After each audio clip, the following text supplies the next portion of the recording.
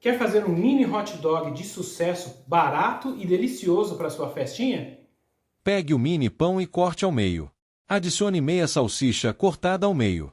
Adicione ketchup, mostarda e maionese. Acrescente bastante batata palha. E pronto, é só servir e o sucesso é garantido. Olha esse recheio, meu Deus! Sem dúvida, uma delícia. Fiquei com vontade também. Guarda um pedaço para mim.